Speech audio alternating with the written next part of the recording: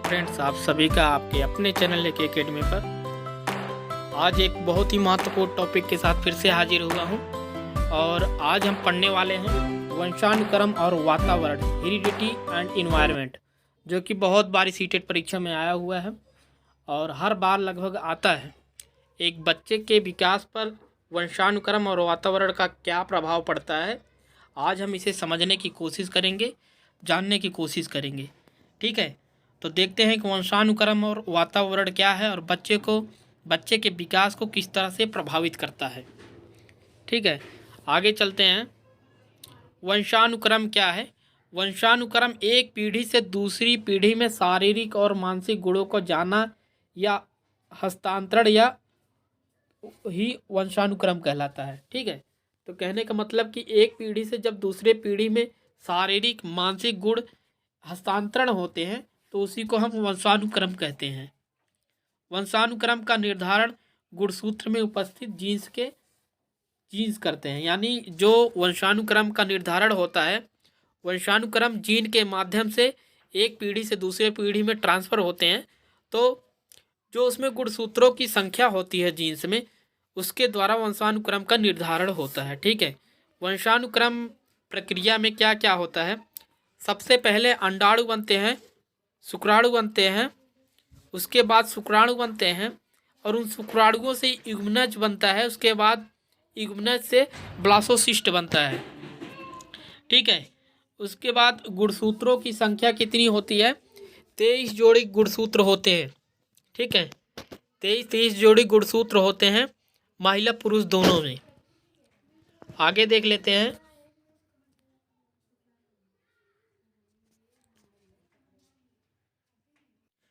गुणसूत्र जब यक्स गुणसूत्र होते हैं तब लड़की का जन्म होता है, और जब यक्स और वाई गुणसूत्र होते हैं जो विपरीत होते हैं तो लड़के का जन्म होता है। जीन के दो समूह होते हैं, दोनों समूहों के जीन कौन कौन से होते हैं? Genotype, phenotype. ठीक है, तो जीनोटाइप जीन क्या होते हैं, फिनोटाइप जीन क्या होते हैं, एक बार इसे समझ लेते हैं।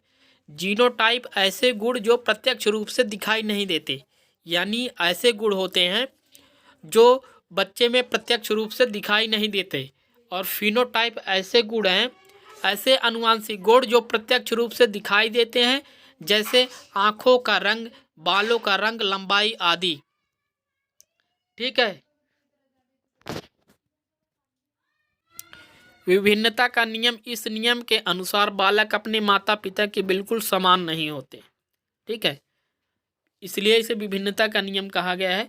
प्रत्यागमन का नियम, माता पिता के बिल्कुल विपरीत गुण होना, यानी जब बच्चे माता पिता के गुणों के बिल्कुल विपरीत गुण होता है बच्चे में, तो इस नियम को प्रत्यागमन का नियम कहा गया है। ठीक है, आगे जीव सांख्यिकी का सिद्धांत, इस सिद्धांत को गाल्टन ने दिया है। किसने दिया है? गाल्टन ने। इन्होंने कहा है बालक में गुणों का हस्तांतरण केवल माता पिता से ही ना होकर पूर्वजों से भी होता है। यानी गुणों का जो हस्तांतरण होता है वह केवल माता पिता के द्वारा ही नहीं बल्कि उनके दादा दादी के द्वारा भी होता है। दादा दादी के जो जीन होते हैं, जीन के माध्यम से उनके गुण माता पिता में आते हैं और माता पिता के गुण बच्चे में हस्तांतरण होते हैं।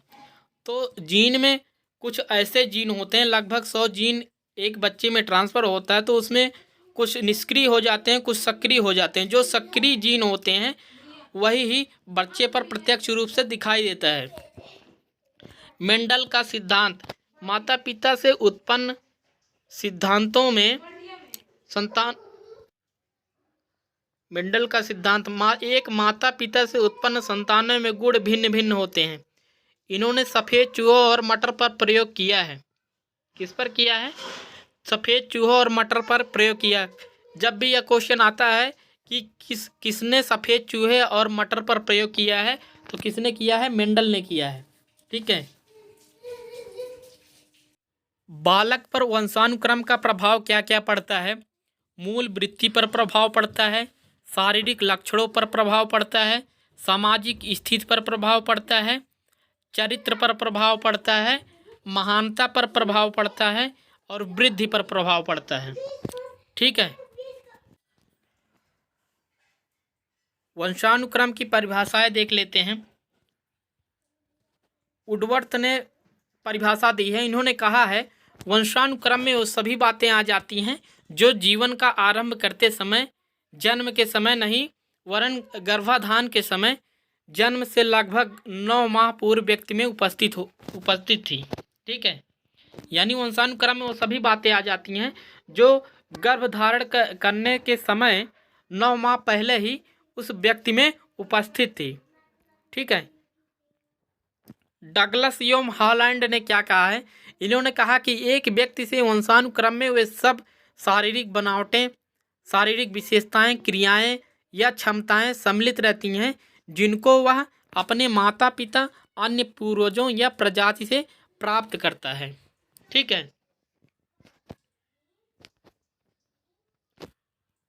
रूथ और बेनेडिक्ट ने क्या कहा? इन्होंने कहा है वंशानुक्रम माता पिता से संतान को प्राप्त करने वाले गुणों का नाम है। ठीक है, ऐसे गुण जो माता पिता से प्राप्त होते हैं उसी को हम वंशानुक्रम कहते हैं। ठीक है, एक वंश से दूसरे वंश में हस्तांतरण हो जाना गुणों का, वही वंशानुक्रम होता है। ठीक है, जेम्स ड्रीवर ने कहा है माता पिता की शारीरिक एवं मानसिक विशेषताओं का संतान में हस्तांतरण होना वंशानुक्रम है। ठीक है, इनका भी वही कहना। सब लोगों ने एक ही बात कही है, लेकिन सबके कहने का और बताने का तरीका थोड़ा सा अलग है बस, और कहने का मतलब एक ही है। तो इन्होंने भी कहा है, जेम्स ड्रीवर ने कहा है माता पिता की शारीरिक एवं मानसिक विशेषताओं का संतानों में हस्तांतरण होना वंशानुक्रम है। पी जिसवर्ट ने कहा है प्रकृति में प्रत्येक पीढ़ी का कार्य माता पिता द्वारा संतानों में कुछ जैविकीय मनोवैज्ञानिक विशेषताओं का हस्तांतरण करना। इस प्रकार हस्तांतरित विशेषताओं की मिली-जुली गठरी को वंशानुक्रम के नाम से पुकारा जाता है। थोड़ा सा इन्होंने लंबा जो परिभाषा दिया है, ठीक है, तो एक बारी अच्छे से पढ़ लीजिएगा। H.A. पीटरसन ने इन्होंने क्या कहा है, माता पिता को अपने पूर्वजों की जो विशेषताएं प्राप्त हैं उसे हम वंशक्रम कहते हैं। जे थॉम्पसन ने क्या क्या इन्होंने कहा है, वंशानुक्रम क्रमबद्ध पीढ़ियों के बीच उत्पत्ति संबंधी रस संबंधी के लिए सुविधाजनक शब्द है। अब हम देख लेते हैं कि वातावरण का अर्थ क्या है। वातावरण के लिए पर्यावरण शब्द का प्रयोग किया जाता है। पर्यावरण बराबर परिधन आवरण। मतलब हमारे चारों ओर, आवरण का मतलब चारों ओर से घिरा हुआ, जो कुछ भी हमारे चारों ओर से घिरा हुआ है वही पर्यावरण है। जैसे भी जो भी समझ लो, कुछ बिल्डिंग है, पेड़ है, पौधे हैं, पहाड़ है, नदियां है, झरने हैं, चारों ओर से जो वातावरण हमें घेरे हैं वही पर्यावरण है। ठीक है, पर्यावरण का अर्थ चारों ओर से ढकने वाला। कहने का मतलब व्यक्ति को चारों ओर से जो कुछ घेरे है वह वातावरण कहलाता है। जैसे कि अभी मैंने बताया, प्राकृतिक बनाम ने पोषण, आनुवंशिकता, वातावरण। अब वुडवर्थ ने क्या कहा है, विकास आनुवंशिकता और वातावरण का गुणनफल है।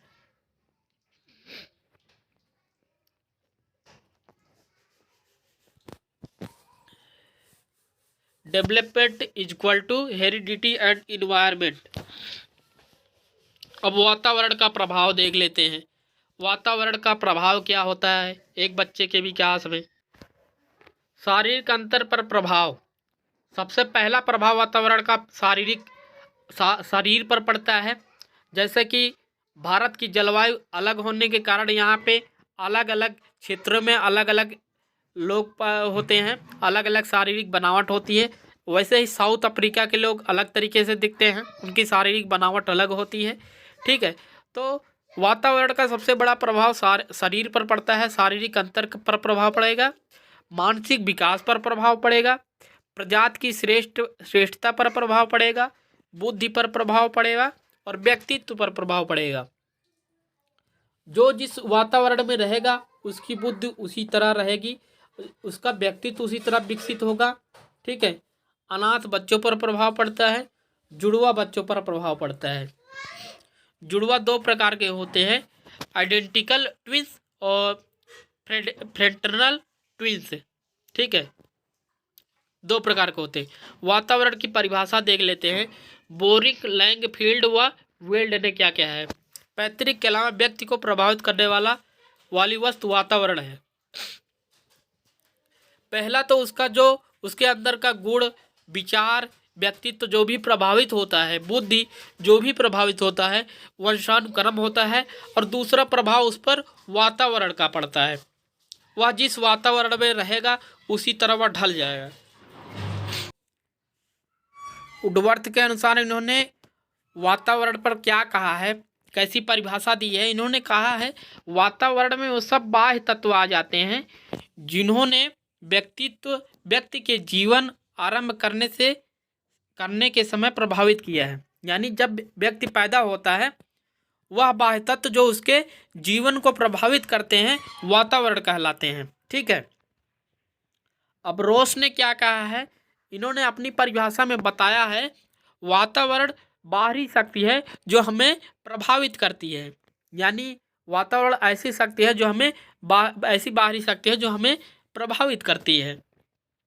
ठीक है, जिसवर्ट ने क्या कहा है, वातावरण हर वस्तु है, वह हर वस्तु है जो किसी अन्य वस्तु को घेरे हुए है। ठीक है, और उस पर सीधे अपना प्रभाव डालती है। यानी पेड़ पौधे, नदियाँ, झील, झरने, ये सारी चीज़ें जो है वातावरण में आती हैं और ये चीज़ें हमें कहीं ना कहीं हर चीज़ में प्रभावित करती हैं। ठीक है, अनास्टासी ने क्या कहा है, इन्होंने कहा कि वातावरण वह हर वस्तु है जो व्यक्ति के पैतृकों के अतिरिक्त प्रत्येक प्रभावित करता है।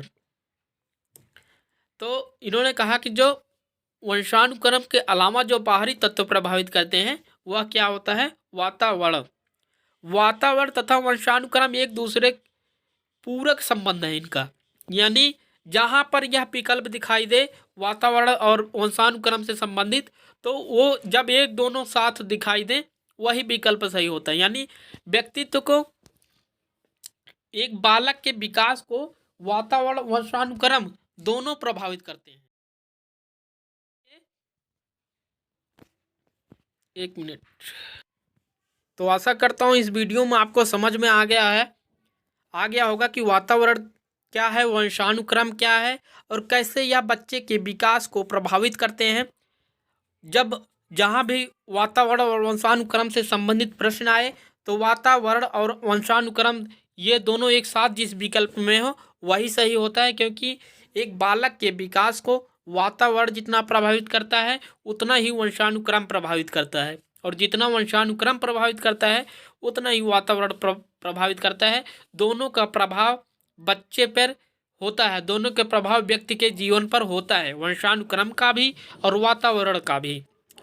ठीक है, अगर आपने अभी तक मेरे चैनल को सब्सक्राइब नहीं किया है तो सब्सक्राइब कर लीजिएगा, जिससे कि मेरी हर वीडियो आप तक पहुंचती रहे। और वीडियो अच्छी लगी हो तो लाइक करिएगा और शेयर ज़रूर करिएगा। ठीक है, क्योंकि वीडियो बनाने में बहुत मेहनत लगती है।